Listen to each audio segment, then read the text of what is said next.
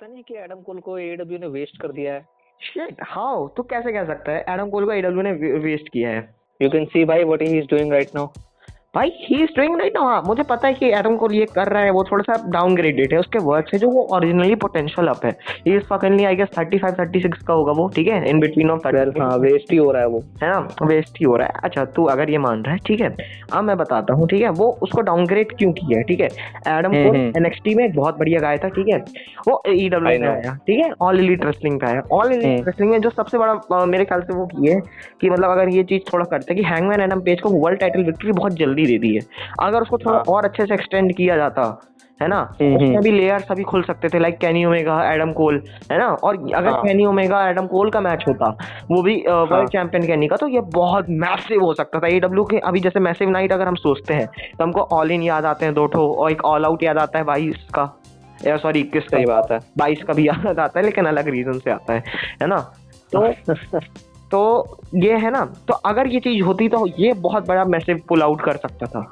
All दो फिर Adam Cole गया हैंगमैन एडम पेज के अगेंस्ट, लेकिन वो स्पार्क खत्म हो चुका था। लेकिन अगर वो एडम कोल जाता केनी ओमेगा के अगेंस्ट, है ना, तो ये बहुत बड़ी वो हो सकती थी, मतलब बहुत ज्यादा सेल आउट हो सकता था। अच्छा चलो ठीक है, ये चीज नहीं हुई, मैं एग्री करता हूँ, नहीं हुई, दैट वाज रॉन्ग, ठीक है, वो चीज को नहीं, लेयर्स को टच किया गया, ठीक है, इस पे एक अलग वीडियो बनाएंगे, कमेंट करना। अब आगे आते कि भाई एडम कोल को वेस्ट किया गया। देखो मैं अभी भी बोलूं, एडम कोल का जो पीक आया है वो एईडब्ल्यू में ही आया है भाई। उस बंदे ने 80,000 लोगों के सामने मेन इवेंट किया है। Agree on bro? वो देख, आई एग्री कि बंदे ने भाई 80,000 लोगों के इन फ्रंट ऑफ 80,000 लोगों के मेन इवेंट किया है, बट वो अगर एडम कोल वहां पे नहीं होता फिर भी 80,000 लोग वहां आने ही थे। अरे that is also a point भाई।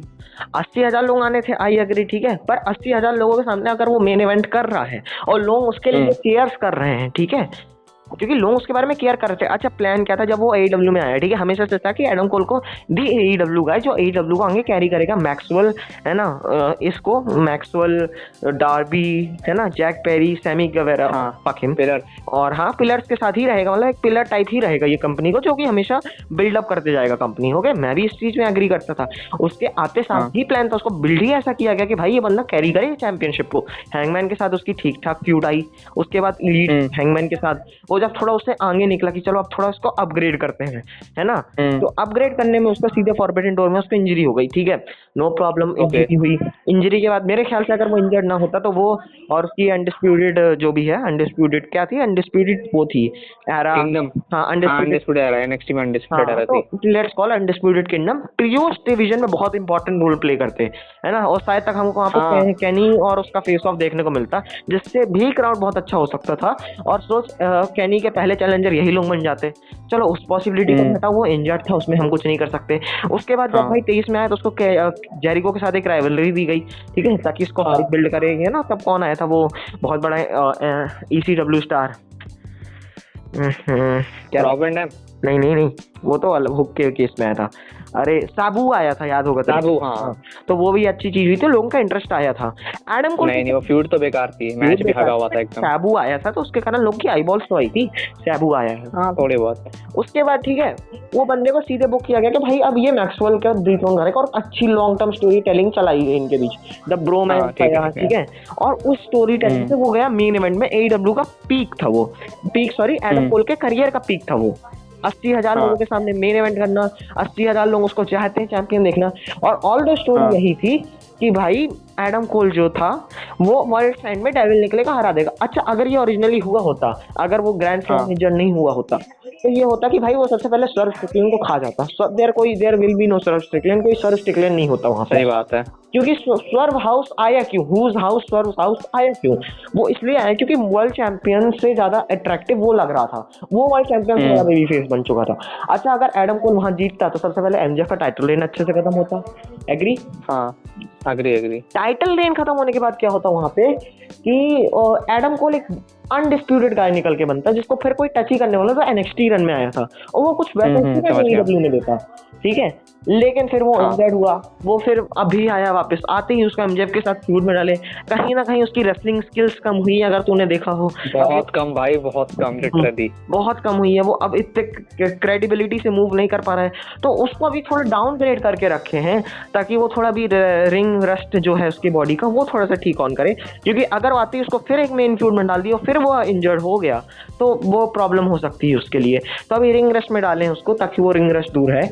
और ट्रियोस डिवीजन में अभी वो रिवाइवल के लिए काम कर रहा है, मेरे ख्याल से अभी वो आएगा एज अ हील और कुछ अच्छा काम करेगा। तो भाई एडम कोल वेस्ट तो नहीं हुआ है मेरे ख्याल से। हाँ फॉर रियल वेस्ट नहीं, डिस्ट्रॉय हो चुका है मेरे हिसाब से, कुछ नहीं बचा है एडम कोल के लिटरली ब्रो। हाँ कह सकते हो, अब वहां भी जाएगा तो नहीं होगा उसका कुछ। ऑफ कोर्स भाई, he is too old now भाई। हाँ वो मेरे उसने भाई ही इज ऑलरेडी भाई लॉस्ट हिज स्पार्क।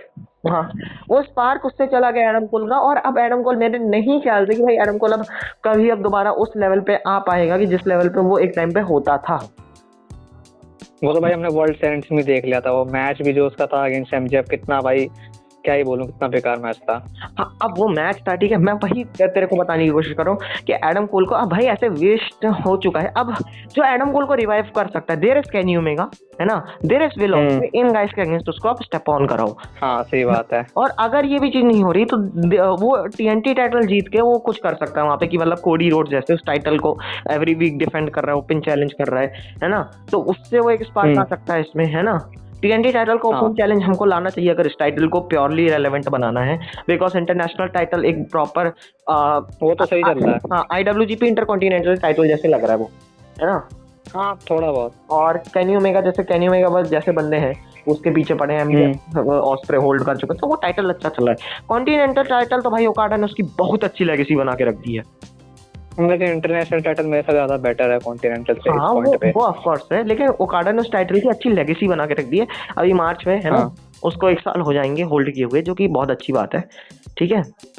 और मेरे ख्याल से नहीं हो रहा उसके खिलाफ मैच। लेकिन टीएनटी टाइटल का ये था कि जब तक क्रिश्चियन एडम कोपलैंड थे, जैक पेरी था, जब तक वो टाइटल जीतता, डैनियल गार्सिया ने उसको डिफेंड नहीं किया, वो एक जस्ट टाइटल बन के रह गया, जो कि नहीं होना चाहिए।